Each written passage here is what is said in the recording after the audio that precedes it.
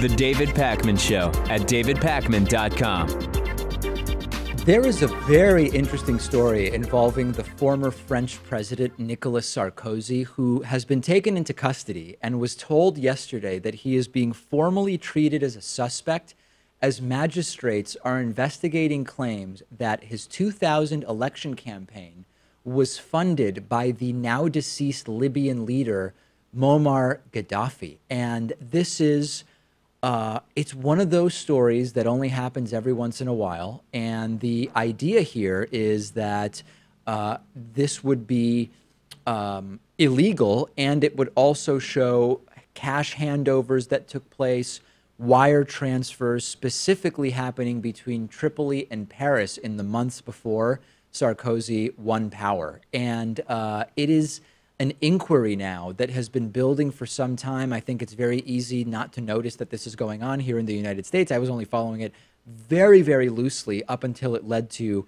him being taken into custody. And this is the stuff like, listen, in my home country of Argentina, you expect this stuff. It's been going on for a very long time. Former presidents very, very often get accused of all sorts of stuff. The former vice president of Argentina was recently arrested. The former president of Argentina has now been charged with being involved in covering up an investigation into the perpetrators of the early 90s Jewish community center bombing that took place in Buenos Aires. Like, you expect this stuff in some places.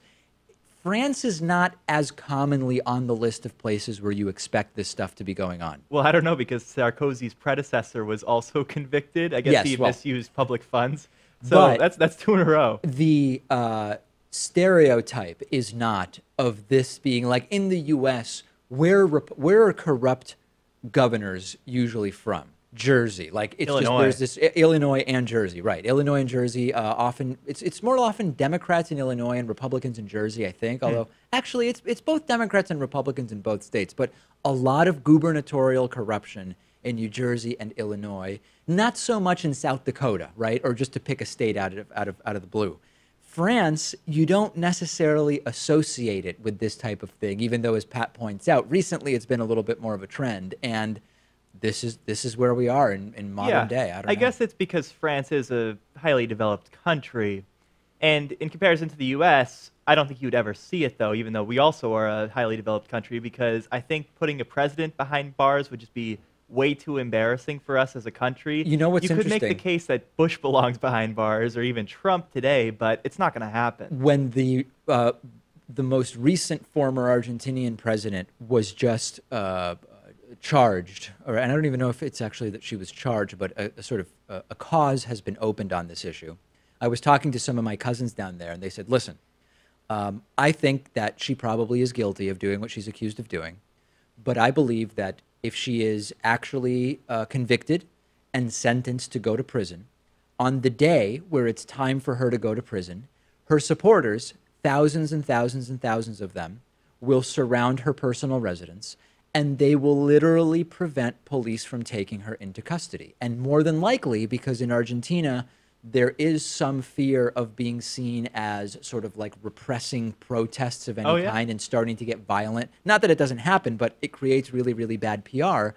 A lot of my cousins think that she simply would not be placed behind bars because they don't want the videos of the police with riot gear knocking people down to take her to prison. And I said, you know, that's so insane to me, because in the United States, someone is sentenced to prison, they're going to prison. Right? Unless they flee the country, they're not going to show up to take the person in and say, you know, there's a lot of people holding signs. We're just not going to bring her in. Yeah. But I think the real point is it would never get to that, because as you're pointing out, the likelihood of a president ever actually being put behind bars is just so tiny. So it would, like, I'm kind of right in the sense that it would never happen, but it's more likely not to happen because of what you're saying, which is that it would just be seen as an embarrassment. And it looks like you could even draw comparisons between Sarkozy and Trump, because they're taking election funds from a foreign country, right? Right. For Trump, it was arguably Putin. Yep. And for Sarkozy, it was arguably Gaddafi. Although an interesting twist, though, was when Gaddafi was taken over and lost his power. Yeah. Sarkozy was in support of taking him out along with the rest of NATO. Interesting. So I don't think we would ever see that from Trump with regards to Putin. Well, not so far. But I do think that any time now, the pressure is just starting to build where Trump is going to have to start maybe at least alluding to some anti-Russia sentiment or some criticisms, but obviously they'll be very transparent and nobody will really believe that he means them. But yeah, I think you're right. That's not something that we've seen yet. Here's something interesting. If you are a fish in the ocean, none of us are, but if we were, we soon might be swimming with the likes of robotic fish that are going to be able to essentially observe and monitor our environment, track pollution, collect intelligence on our behavior. And this is a very, very sort of futuristic thing. And the name of this is called SOFI, SOFI, like the name Sophie. It's short for soft robotic fish. And science robotics from our MIT computer science, and artificial intelligence lab, where former producer Rachel now works, interestingly enough. They now have put together this robotic fish, which is the idea is to really get into where big fish populations are existing without disturbing them. I don't actually know whether the fake fish fools the real fish into thinking it's a fish or whether they just kind of are generally not distraught by it. I think it is fooling the fish because some of them are actually swimming right next to the robot. Oh, are they? Yeah. But what would be interesting, though, is if a shark decides to eat it, I don't think that would be very good for the shark. It probably would not be super good for the shark, yeah. And that's an interesting question. I think that this is really great. I mean, one of the problems that exists in science in general is what's called the observer bias, or the impact of the observer, which is that merely to observe some phenomena, the presence of the observer is going to mess with the data or mess with the observations. And this is like a very common thing in certain types of physics, very specific niche physics,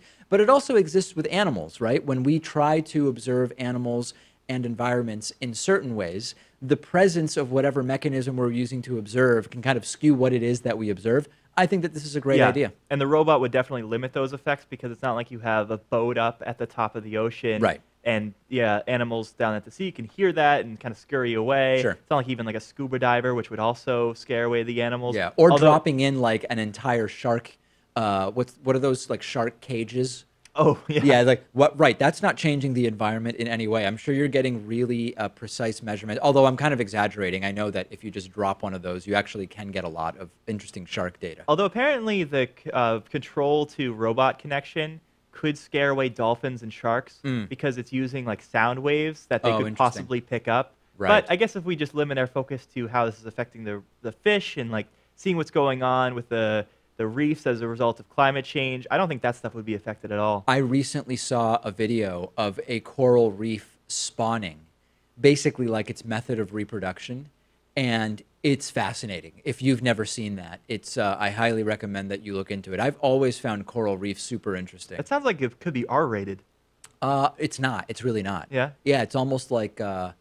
it's not in any way sexual because, again, it's spawning. It's not sexual reproduction in the way we imagine mammals doing it, or however Pat imagines it anyway, but that's probably a story for a different show. Let's talk a little bit about the opioid crisis. We talked about Donald Trump's desire for the death penalty for traffickers of opioids. We've talked about the budget and the desire, I guess, to avoid a government shutdown, and how that would also include some loosening of rules preventing the CDC from studying gun violence. But another part of the series of bills that we're going to see this week is about 24 bills that want to try to mitigate or end the opioid epidemic. And this is going to include a whole broad range of programs, including better treatment programs for addiction, alternatives to opioids for treating pain to begin with. Looks like we should be looking at legalized cannabis there. And this is actually something that I think is very, very good. And so this is one of those areas where I don't want to, how do I want to say this? I'm going to pick my words carefully here. I've been clear that if Donald Trump does something I agree with, that I will say that I agree with it. But I'm also not going to forget about all of the horrible things that are happening just because we might coincide on some issues. This one is even more nuanced than that. I agree with the increased sense of urgency on dealing with the opioid epidemic that we see from some. At the same time, a lot of the ideas we're seeing are terrible, there was almost like a 24-year-old frat boy who was going to run the entire opioid program for the White House. Fortunately, the PR around that was so bad that they had to get rid of that kid. Although he was the second in command for a long time, though. Well, listen. Until that was discovered. Obviously, he shouldn't be the first guy, but being the second in command makes sense that you would have a 24-year-old frat boy for that. That's perfectly logical. Don't be ageist, Pat, please. So listen, I think it's good that we're hearing about this issue, but I think it's being underfunded. I think that a lot of the ideas around further criminalization as part of the war on drugs is disastrous. So it's good that it's being talked about. A lot of the solutions are not solutions I'm thinking of as good ones. Right. Trump did talk a lot about the opioid crisis on the campaign trail. And I think that was really just to win over voters in key states that he needed, like New Hampshire especially. That's part of it. But you know what I think was part of the reason he was talking about it? It was a simple enough issue that he could kind of understand it. Like, oh, people take these things and they overdose and die. Yeah. Like, a lot of issues are just too complex for Trump to even understand. So if you go to him and go, listen, people are dying from overdoses on opioids. You should talk about ending that. That's like a nice, simple thing he can talk about. So I think that was part of it, too. And that this is going on in a beautiful state like New Hampshire. Right. I mean, we thought, okay, this is going to be one of those things where we can agree with Trump and make some leeway here. Yeah. But the direction that he went in was completely wrong. Like, we're going to have the death penalty now for drug dealers. Ridiculous. We thought maybe, ending over prescription of certain opioids or even making Narcan more available. Like, those are the sensible solutions, but we're not hearing any of that stuff. And just more generally thinking about this as a public health issue, not as a criminal law enforcement issue. My only hope here is, and it seems like it kind of is happening, that some of the Republicans in charge of some of these bills are far more reasonable than Donald Trump is. And I think we're already seeing that to some degree, although some of them have some pretty bad ideas. There are at least some good ideas, and we got to act. That's the thing. We can't delay any longer on this issue. That's it for today's bonus show. We will talk to you tomorrow. The David Pakman Show at davidpakman.com.